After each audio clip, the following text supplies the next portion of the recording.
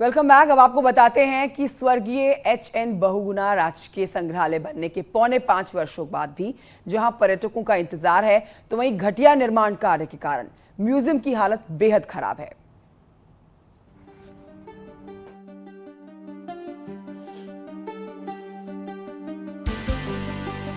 गढ़वाल का चंदन, हेमवती नंदन और हिमपुत्र जैसे नामों से प्रसिद्ध यूपी के मुख्यमंत्री और केंद्रीय मंत्री रहे हेमवती नंदन बहुगुणा के गांव बुघाड़ी में उनकी यादों को संजोने के लिए उनके पैतृक आवास को म्यूजियम में बदला गया था।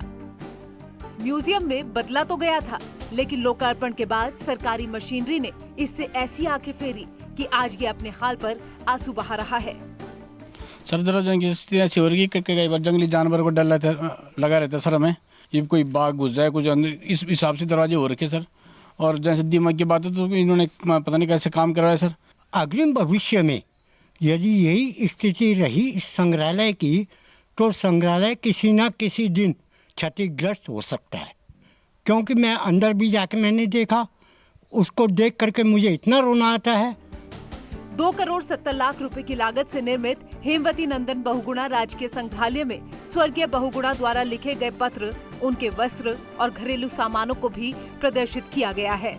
वर्षों के इंतजार के बाद बनकर तैयार और लोकार्पण के बाद जनता को उम्मीद थी कि इससे न केवल पर्यटन के क्षेत्र में बल्कि रोजगार की दृष्टि से भी क्षेत्र को फायदा होगा, लेकिन ऐसा होना तो दूर, पुरातत्व और संस्कृति विभाग की नजरअंदाजी से ये खस्ता हाल है।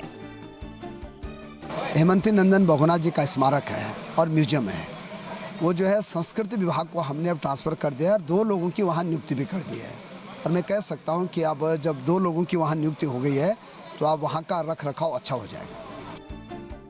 बुघाड़ी गांव में उचित देखरेख के अभाव में उजाड़ होते वीरान संग्रहालय पर जनप्रतिनिधि कुछ भी कहें, लेकिन हकीकत आपके सामने है। न्यूज़ 18 के लिए पौड़ी से सुधीर भट्ट की रिपोर्ट। अगली खबर टिहरी जिले से है, जहां पर